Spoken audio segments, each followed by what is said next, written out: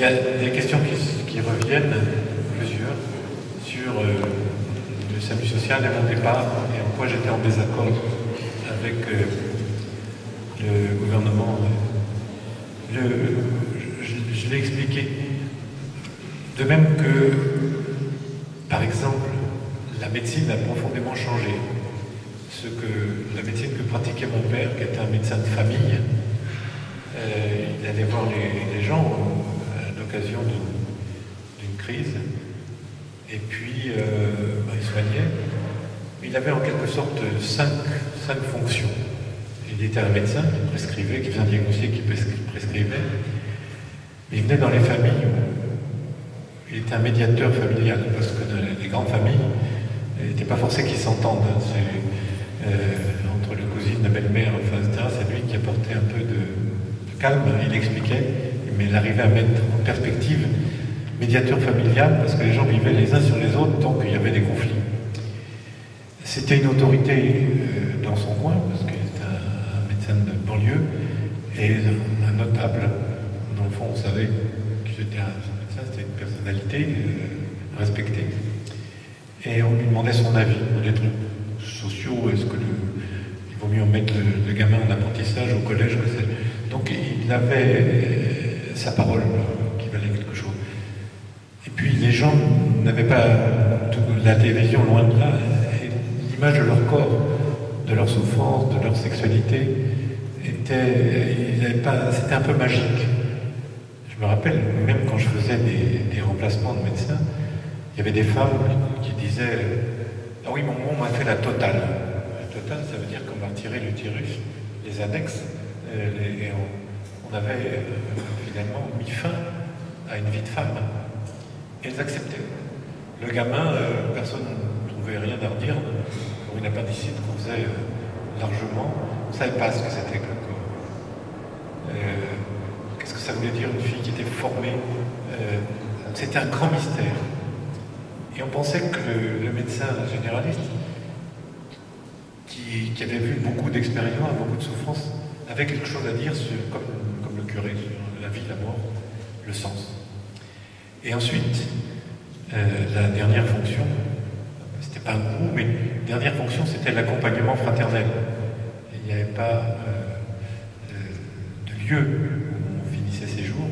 C'était même mal vu d'aller à l'hôpital, mais il était là, auprès du lit du malade, l'agonisant, du type qui avait... C'était pas des soins palliatifs, mais il était là, c'était un accompagnement fraternel. Ça faisait partie des missions qui étaient bien acceptées du médecin. Moi, j'ai fait autre chose. Moi, j'ai aimé les situations d'urgence. Grande crise de coquille néphrétique, la démiguë du poumon, quand le médecin arrive avec sa puissance et met fin à une situation dramatique. J'étais réanimateur, ressuscitateur, d'autres termes, mais médecin très puissant. Et ce qui est intéressant, c'est que vous avez l'impression que vous savez quelque chose. Vos actes dénouent une situation, l'urgence. Et j'ai aimé l'urgence, alors que mon père, par exemple, les maladies infectieuses des enfants, il était mal au début, le gamin, il incubait, après il y avait sa varicelle ou sa scarlatine, donc au lit. Et puis de convalescence, c'était des temps longs et des temps différents. Et à la fin de la convalescence, le gamin avait poussé, et donc il jouait avec le temps médical. Quand on a introduit l'urgence, le SAMU, c'est parce qu'il y avait, à l'époque où on a commencé, il y avait 13 000 à 14 000 morts par an, violentes sur les routes, et 500 000 blessés graves. C'était plus possible. C'était un fléau qui passait inaperçu. Et donc il a fallu trouver un système, et les médecins qui ont monté l'urgence, ils ont eu du mal à convaincre d'ailleurs, c'était des anciens médecins qui avaient servi dans les armées, médecins militaires. Comme la France a fait toutes les guerres en Europe, à l'extérieur, il y avait une compétence là. Et donc, les médecins connaissaient l'afflux massif des victimes, l'urgence des premières heures, on appelait l'urgence immédiate, l'urgence des 3 heures, l'urgence retardée, l'urgence dépassée. Bref, ils connaissaient toutes les procédures, et c'était une nouvelle clinique. Et cette urgence-là, C'était une méthode. Et c'est l'hôpital qui sortait de ses murs, qui envoyait ses forces jour et nuit. Et c'était le SAMU, service d'aide médicale d'urgence. Et ça a bouleversé le paysage sanitaire. L'hôpital a changé en fonction des entrées de l'urgence. On rentre par les urgences. Et il n'y a pas de soins longs. L'hôpital ne fait pas hôtellerie que si on fait des soins lourds. Et il n'y a plus la notion d'hospice, hospitalité, enfin que ça. Mais on y a gagné en puissance. Et l'urgence a été une méthode que tout le monde a compris, qui est extrêmement efficace. Cette méthode-là, j'ai voulu l'appliquer dans le monde social. Tous les gens de la rue, c'était une manière de les aborder en urgence. Et j'ai appris beaucoup, il y a des sociologues de la vie quotidienne, en particulier aux États-Unis, Chicago, qui ont appris comment se pencher, qu'est-ce que c'est que les territoires, les dimensions du toucher, la dimension qu'on appelle la dimension intime, la dimension privée, la dimension sociale, la dimension... Bref, il y a des codes et des procédures de l'urgence, mais je n'ai, au cours de toutes ces années, Dieu sait que j'ai travaillé, mais cette méthode de l'urgence n'a pas été comprise. Les gens disent, et alors, vous avez abordé, vous les mettez, et après, le problème qui est posé, c'est l'insertion, c'est le long terme, c'est trouver un boulot, c'est trouver une famille, trouver un appartement, tout ça. Et vous faites l'urgence. Je dis oui, l'urgence c'est une méthode pour approcher les gens et pour les ressortir de la précarité. C'est pas de l'insertion, c'est un premier temps, comme dans le monde médical. Je n'ai pas convaincu. Et les associations avec lesquelles je travaillais, mais la mairie, l'État, ne comprenaient pas la méthode de l'urgence qui s'applique dans le monde sanitaire, qui ne s'applique pas dans le monde social. Pourtant, on connaît l'urgence psychiatrique quand quelqu'un pète les plombs, mais dans le monde social, on disait, mais non, il a mis tout ce temps pour arriver là où il est, c'est pas vous qui allez faire ça en une fois. Donc voilà, il y a eu ce malentendu sur l'urgence, et au bout d'un moment, c'était trop conflictuel, il a fallu partir, je ne suis pas arrivé. Le SAMU social, qui est une méthode, s'appelle SAMU social, par analogie au SAMU, eh bien ça ne marchait pas. Ça n'a pas pris. Je me suis battu, mais il a fallu partir. C'est comme ça qu'on oppose l'urgence et l'insertion, mais on a tort de les opposer, c'est deux temps différents.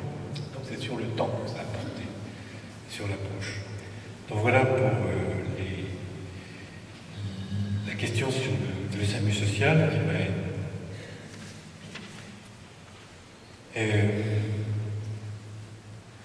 on me demande pourquoi je n'imagine pas, puisqu'on vit dans les mégapoles, le retour sur les communautés. Les gens m'ont dit, mais il y a plein de lieux à la campagne, mais les gens qui sont dans les rues, il n'y a que seulement, voilà, la suradaptation paradoxale. C'est pour la survie.